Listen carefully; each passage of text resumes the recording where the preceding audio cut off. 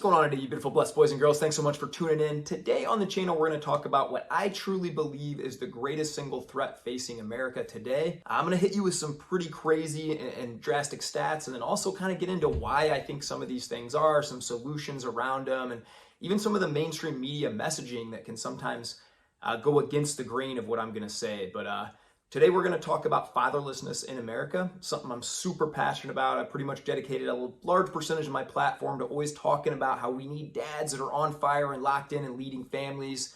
A lot of stats and some really sad ones, to be honest, to back up a lot of that data.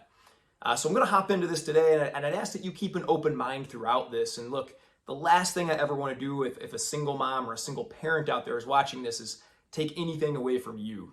When I talk about these things, I'm really challenging men to step up, to be great dads, and to align their priorities with what truly matters. On a long enough timeline, we're all dead, to be honest. And so, I think what truly matters and what we can really pour into this earth more than anything is if we're parents pouring into that legacy of our children, our grandchildren, and beyond. I hope if you're watching this today too, I can challenge you, if you are a dad or maybe a dad to be someday, that this is the most important job you'll ever have.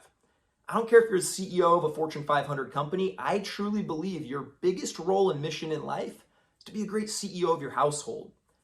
We'll get into ways to do that here in the end, but first I'm going to drop some stats on you that are going to leave you probably, honestly, it left me with my jaw on the floor. As of 2021, 1 in 4 children, 25%, are growing up in the U.S. without a father in the home or a single family household.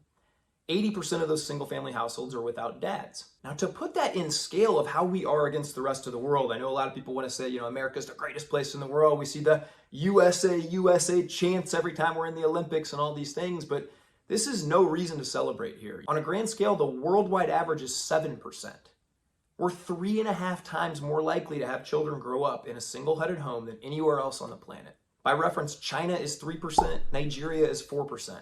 Many other countries are around there, and yet we sit at 24.5%. It's simply unacceptable. An equally disturbing and sad fact to me, and one that I'm really passionate about here, is what I read is even when a father is in the home in the United States of America, that boy will on average spend 44 hours a week looking at screens. iPads, television, video games, whatever that is. That same boy will spend less than 30 minutes a week with a male figure, locked in playing something together. Now, when I think back to my childhood, we didn't do video games much. Me and my dad were always out shooting hoops. We were, doing activities together and just playing. And I've tried to cultivate that for my children too. And it's something that I challenge other dads to do all the time. Look, I have as much fun as they do. And if maybe you're a dad watching this and you say, well, I have more important work to do, the kids can sometimes feel like a drag. I'll tell you, and I'll challenge you around that and just say, your kids are mirroring and seeing what you do every single day. So if you can pour into them, man, before I hopped on this, I was downstairs having relay races with my kids. Jumping over what I created was a little imaginary thing. I said, if you get in there, the alligator's going to chomp you, the dad alligator. You can have fun. We do sidewalk chalks, we build forts, we have squirt gun fights. You can do a lot of these things. In a sense, I always say to dads, you get to be a kid all over again when you have kids. And so I'd urge any guy out here to see that stat and say 30 minutes a week.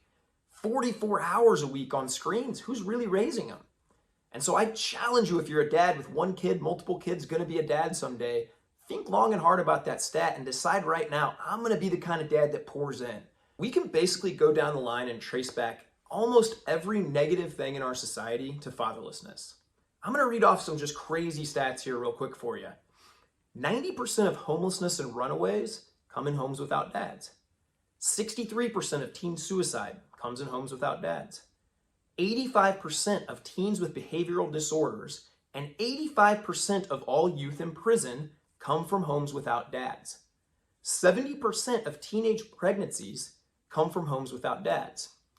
And I'm going to pause there, and that one hurt me a little bit when I read that too, because I can think back to college and I can think back to my dating days, and a lot of us had this joke, right? Like we could tell when girls had daddy issues or didn't have dads present. It was almost like a thing where we knew they would be more desperate. We knew they would do things like that, right? And there's some kind of dad circles now that have jokes about, well, my main job is to keep my daughter off the stripper pole and things like that. And, when I read that stat, I thought, that is actually, it's kind of a joke, but man, it shouldn't be.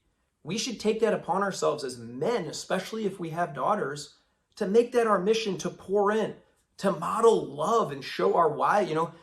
I take my wife on dates multiple every week, and that is fun for me, obviously, but also I want my daughter seeing that it's normal to have a man still pursuing her mom.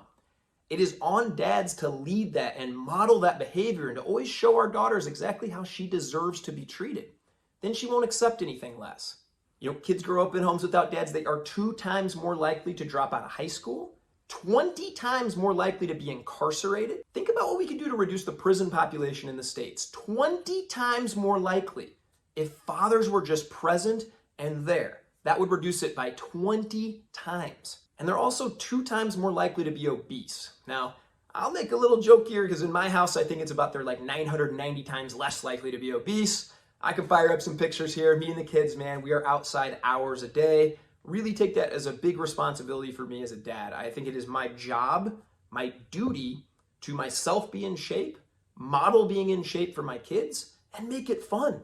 We do family dance parties, we do relay races, we do all kinds of activities outside, and we make it fun. A lot of nights I just tell my daughter, hey, pick a couple songs, and we'll get out and dance. We'll just move our bodies. You can start to make movement in a healthy lifestyle fun from an early age. And I think that's the dad's responsibility and something every dad should take serious. Now, before I go any further, I do want to pause again and say, look, these are just simply facts.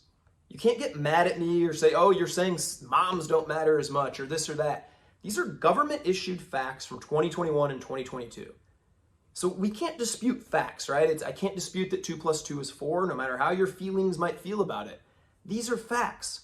And so what we need to do is say, as a society, what are we doing wrong? And I'm a big ownership guy. I think that every guy watching this, every guy out there, we should have talks with our sons about what it means to be a father and a leader. We should have talks with our daughters about choosing the kind of man that will be that kind of father and leader, and then modeling it first in our home always. I salute single moms out there. I know several of them. What you go through, what you do, you're often cases heroes. And I appreciate single dads. I know several of them too, and what they go through as heroes. And look, sometimes these things cannot be avoided. But I think if we started young and we started as a society and we said, look, this is a massive problem leading to all these other bigger issues, we need to take this seriously. We could make a dent in it and do something about it. A really sad thing happened to me when I've been playing around with this ChatGPT and some AI type stuff and artificial intelligence. I like to explore some of this stuff. And recently I've been going on there. I typed in, is there an advantage to coming from a 2-parent household? And I wanted to see what the AI would say. So what's society think about it? What came back just blew my mind. It said there's not enough evidence to conclude. Not enough evidence. We just read over all the stats. Everything there is saying dads matter. 2-family households matter. And yet, a big part of our society wants to make it seem like it's no big deal.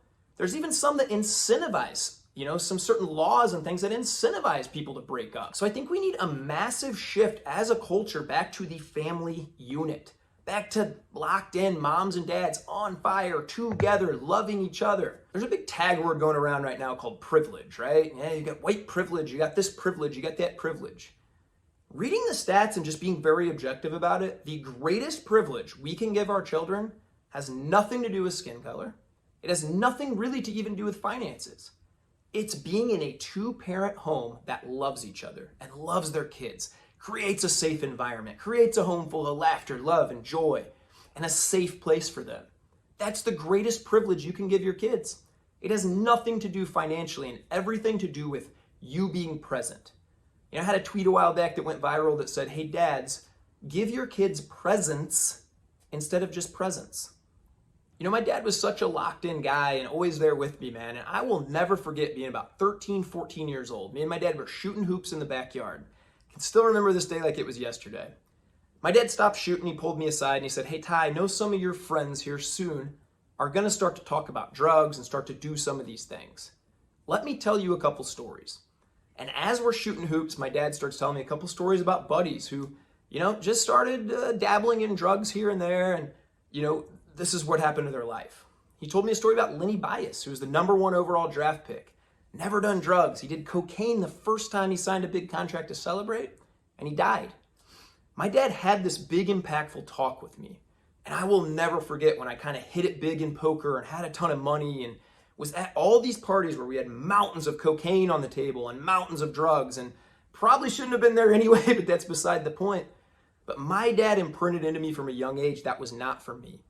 And I didn't say no to some of the things that I definitely should have growing up, but because my dad had that talk with me as a youth, I was the only one at most of those parties never putting things up my nose. I was the only one never doing drugs because my dad had just had these talks and quite frankly scared me into thinking I can die if I do these things one time and I don't want to die. So I think that shows the power that fathers have on their children. I don't take that power lightly. Not that long ago, my daughter had a time where, she had swim practice after school. I went to pick her up and it's her job to pack her backpack. And when I showed up, she didn't have her swimsuit packed. She instantly burst into tears, started crying. And as a dad, I think this is where it comes into play. This is my main job. So I looked her in the eye and said, hey, Tinny, Daddy fails every single day. This is an opportunity to learn a lesson. How can we be better, prepare the night before and plan? And again, it goes back to creating that safe environment for our kids. If I had just flown off the handle there or, even better yet, not been there and she just has to figure this stuff out on her own, she's a lot more likely to get into some trouble and not understand failure is okay and not really get to talk through those lessons as a young girl. So I think dads being there, being present, having those conversations matters so much. One of my favorite quotes is the best thing a father can do for his children is to love their mother. I'm really big into this, guys. I can link videos below about how I think it's so important we should date our spouse and keep cultivating that kind of environment in our home. But I think that's a tip of the iceberg. We need to go a step further and say, am I planning dates with each of my kids all the time? Play dates to go do fun things they want. It's often said, and I see this all the time, that, hey, my daughter doesn't really open up. If I pick her up and say, how was school? Fine. It's usually the answer I get. But if I sit down with her and we play a board game or we play Legos or we go to the park, I'll tell you what, within 10 or 15 minutes, she can't stop talking about how her day was, how her friends are, what she's working on, what she's thinking, this or that. That comes with time. That comes with building trust. That comes with being intentional. That work email we're looking at, that Instagram post, it is not as important as us being present with our kids. Every stat across the board shows this.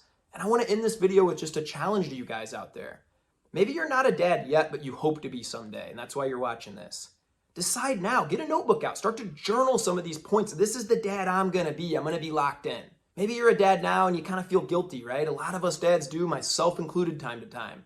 We wear a lot of hats. We got a lot of responsibility. We feel like we're getting pulled in 1,000 directions. Again, nothing is more important than the family you're running. Not your business, not anything else. And I'll challenge myself to that too. So I really think today, let's all pause a moment. Let's think about this crisis in America that truly, we're not even really seeing the effects for generations and generations here, but we need to stop today.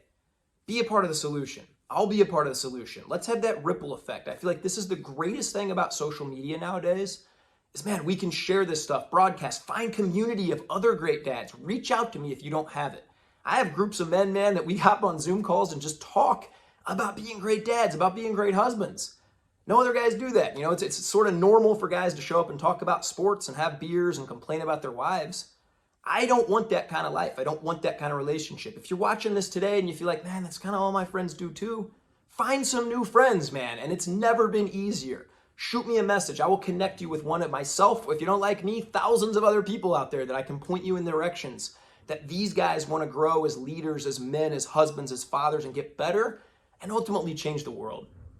I talk with a lot of passion when I talk about this. It's probably the number one thing I think I do every day to try and change the world and make it better.